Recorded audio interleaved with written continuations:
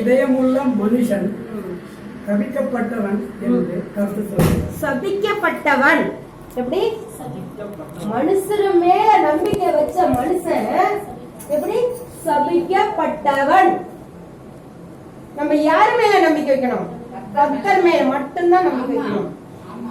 மனுஷர் மேல நம்பிக்கை வச்ச மனுஷன், ஊழியம் செய்யற மனுஷன் என்ன ஆயிடுச்சுன்னா, கர்த்தர் மேல நம்பிக்கை விட்டாங்க, மனுஷர் மேல நம்பிக்கை வச்சாங்க. புரியுதா? ஒரு சகோதரி, எனக்கு தெரிஞ்ச சகோதரின்னு வச்சுக்கங்க, மனுஷர் மேல நம்பிக்கை வச்சாங்க. அவங்க ஊழியம் செய்யறீங்க, நான் அதை செய்யறேமா இதை செய்யறமான்னு ஊழியக்காரங்க சொன்னாங்கன்னு மனுஷர் மேல நம்பிக்கை வச்சு அவங்க ஊழியத்துல இறங்கினாங்க.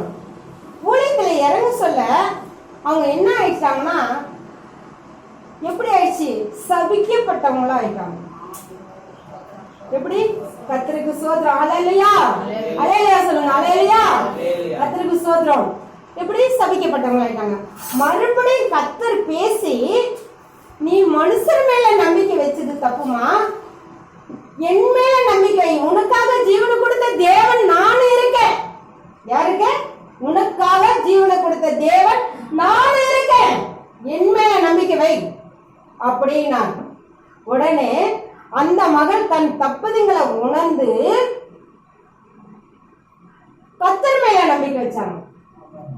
எப்படி? கர்த்தர் மேல நம்பிக்கை வச்சாங்க. இப்ப 7ஆம் வசனம் வாசிக்கலாமே. கர்த்தர் மேல் நம்பிக்கை வைத்து கர்த்தரே தன் நம்பிக்கையாக கொண்டிருக்கிற மனுஷன் பாக்கியவான். பாக்கியவான். கர்த்தர் மேல நம்பிக்கை வைத்து கர்த்தரையே தன் நம்பிக்கையா கொண்டு வைக்கிற மனுஷன் பாக்கியவான். ஏன்னா மொத்த காரியத்தையும் கர்த்தர்கிட்ட சொல்லிடுறாங்க. அந்த மனுஷன் என்ன பண்றாங்க? கர்த்தர்கிட்ட சொல்லிடுறாங்க, கர்த்தரே தான் எனக்கு தெய்வம், வேற யாரும் இல்லை. இந்த அடியிலும் ஒரு நேரத்துல மனுஷால் மேல நம்பிக்கை வச்சிருந்தேன், மனுஷால் மேல நம்பிக்கை வச்சிருந்தேன். அல்லேலூயா. அப்போ அந்த மனுஷால் யாரு என்னன்னு எனக்கு தெரியாது இருந்துச்சு. அப்போ நான் ஆண்டவர் அறியாத ஒரு மகளா இருந்து மனுஷால் மேல நம்பிக்கை வச்சிருந்தேன். ஆண்டவர் என்னைக்குன்னா என்ன என் கரத்தை பிடிச்சு, நான் தாமா உனக்கு தகப்பன்னு சொன்னாரோ, அன்னையிலிருந்து என்னை வரையிலும் அன்னைக்கு இந்த இருந்து நான் நினைச்ச நினைவுகள், நான் வாங்கின இடத்துல வீடு கட்டணும் அப்படின்னு அன்னைக்கு நினைச்ச நினைவுகளை கர்த்தர் இன்னைக்கு அது நிறைவேற்றிருக்கிறாரு. அல்லேலூயா. கர்த்தர் செய்த நன்மைகளுக்கு ஸ்தோத்திரம். கர்த்தர் எவ்வளோ நன்மைகளை செய்திருக்கிறாரு.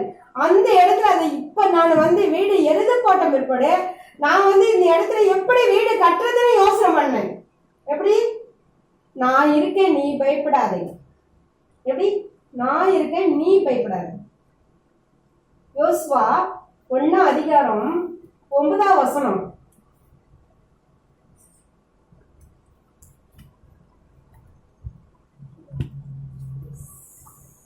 யோசுவா 1ஆம் அதிகாரம் 9ஆம் வசனம்.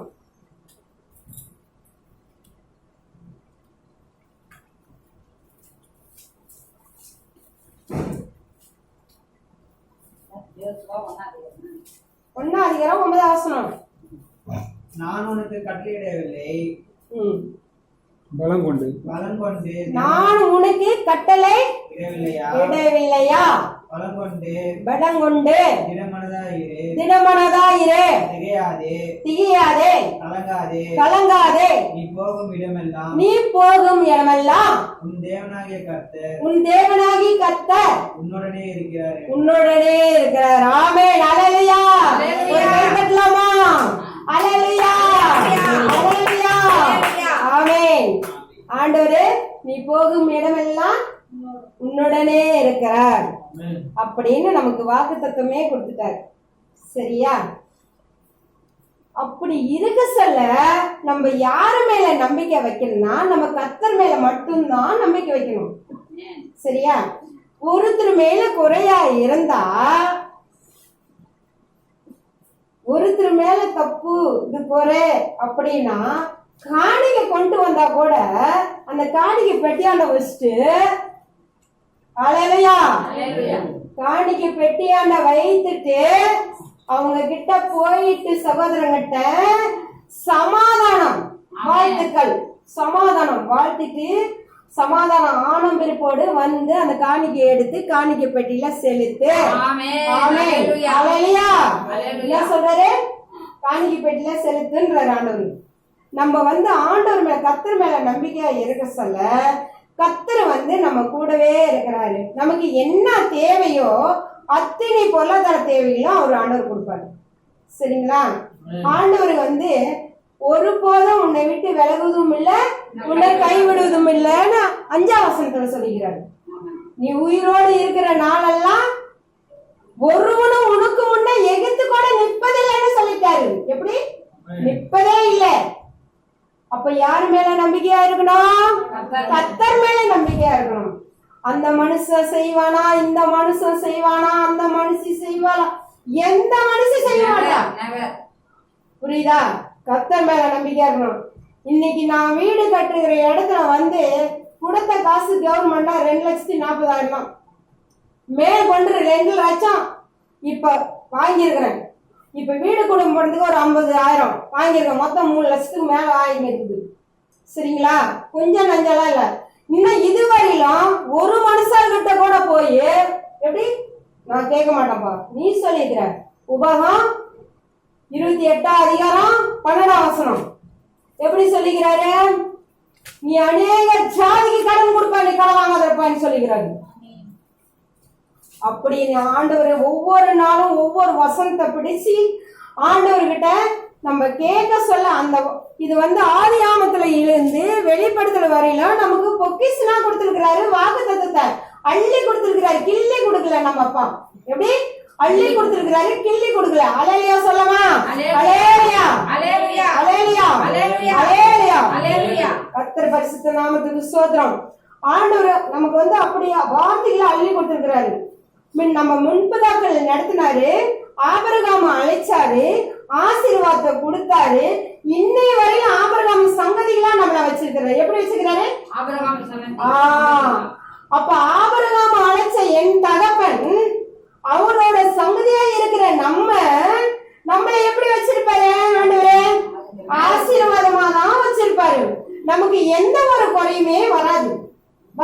ஆண்டவர்கிட்ட ஒரு அட்மிஸ் போட்டு எனக்கு இது தேவை, எனக்கு இது தேவை, எனக்கு இது தேவை அப்படின்னு ஒவ்வொன்றும் ஃபர்ஸ்ட் நம்ம தேசத்துக்காக கேட்கணும், அப்புறம் நம்ம இந்திய தேசத்துக்காக கேட்கணும், அப்புறம் நம்ம சொந்த பந்த மக்கள் மனுஷாளுக்காக கேட்கணும், அப்புறம் தான் நமக்காக கேட்கணும். லாஸ்ட் கட்டம் தான் நமக்கு கேட்கணும். நமக்கு, நம்ம சபைக்கு, நம்ம போதைக்கு, நம்ம போதைக்கு நல்லா இருந்தாதான் நம்ம நல்லா இருக்க முடியும். அந்த குடும்பம் ஆசீர்வாதமா இருந்தாதான் நம்ம நல்லா இருக்க முடியும். ஆனா நம்மளுக்காக அவங்க வந்து இரவும் பகலும் முழங்கால் போட்டு ஜெபிக்கிறாங்க நமக்காக. நம்ம இன்னைக்கு ஒரு இடத்துக்கு ஓடுறோம் ஓடியாரோம், அவங்களுக்கு தெரிஞ்சிருக்கும் தெரியாது இருக்கும், நம்ம பாட்டுன்னு போயிட்டே இருப்போம். ஆனா அவங்க நினைப்பாங்க என் பிள்ளைங்க போற இடம்லாம் ஆண்டவரே பிள்ளைங்களை ஆசீர்வதிங்க அப்படின்னு அவங்க ஜெபிப்பாங்க. இப்படி ஜெபிக்கிறது யாருன்னா ஆதி காலத்துல யாரு? ஆபிரகாம் ஐயா லோத்துக்காக ஜெபிச்சாரு. யாருக்காக ஜெபிச்சாரு? லோத்துக்காக ஜெபிச்சாரு. அப்படி ஜெபிக்க சொல்ல அந்த சோரான் பட்டண குமாரன் வந்து அழிஞ்சு போக சொல்ல தூதரை விட்டு லோத்த அந்த கரம் பிடிச்சு அழைச்சின்னு வந்து பட்டணத்துக்கு வெளியே விட்டாங்க. எப்படி விட்டாங்க? ஆமென், அல்லேலூயா. அப்படி வந்து ஆண்டவர் நம்ம மேல எவ்வளவு அன்பு வச்சிருந்தா, ஆபிரகாம் மேல அன்பு வச்சாரு, அந்த சங்கதி மேல அன்பு வச்சதுனால நம்மள வந்து அந்த அளவுக்கு இன்னை வரையிலும் இந்த நிமிஷம் வரையிலும் இந்த இடத்துல கொண்டு வந்து ஒன்றுக்கு உதவாத இந்த தூளை நிறுத்தி வச்சு பேச வைக்கிறார்னா ஆண்டவர் வச்ச அன்புனால இந்த இடத்துல அவரோட வார்த்தைய இந்த அடியாருக்கு கொடுக்க அனுகிரகம் செய்திருக்கிறாரு. ஆமென், அல்லேலூயா, அல்லேலூயா, அல்லேலூயா. கர்த்தர் பரிசுத்த நாமத்துக்கு ஸ்தோத்திரம். இந்த அடியால ஆண்டவரே தெரிஞ்சு தெரியாத 2 வார்த்தை சொன்னேன். தாழ்மையோட நான் ஆண்டவரை மன்னிப்பு கேட்டுக்கிறேன். இதெல்லாம் நான் தெரிஞ்சு தெரியாது சொல்லியிருந்தேன், மன்னிச்சுங்க. கர்த்தர் இந்த ஜெபத்தை நீங்க கேட்டுக்காரு.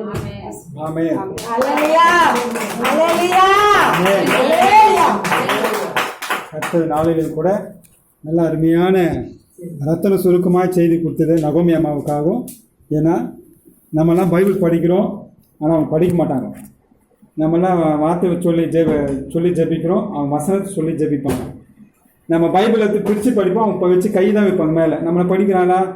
ஆனாலும் கூட தேவன் அவரை ஆசீர்வதித்து ஆபிரகாமை ஆசீர்வதித்து போல லோத்துவை அந்த சோதம் குமாரா பட்டணத்திலிருந்து ஆசீர்வதித்தது போல என்ன பண்ணாங்க, நீ அழைச்சி வந்திருக்கிறாங்க.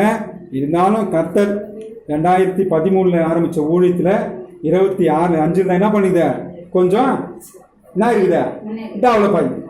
ஏன் டெவலப் ஆனா இப்போ தான் நீங்கள் செய்தி கொடுக்குற அளவுக்கு என்ன பண்ணிக்கிறீங்க வந்திருக்கிறீர்கள். அநேகர் வந்திருக்கிறாங்க, இங்கே நிறைய படிச்சு வந்திருக்கிறாங்க, நல்ல டிகிரி முடிச்சவங்க வந்திருக்கிறாங்க, ஊழியக்காரங்களையும் வந்திருக்கிறாங்க. ஆனால் என்ன பண்ணலாம், ஊழியத்தினால இது வரைக்கும் அவங்க செய்தி கொடுக்க ஒத்துதே கிடையாது, நீங்கள்லாம் தெரியும். ஆனாலும் கூட இந்த 25ஆம் ஆண்டில் தேவன் ஒரு எழுப்புதல் உண்டு பண்ணி உங்களை செய்தி கொடுக்க இந்த நாளில் கூட ஆசீர்வாதம் வந்து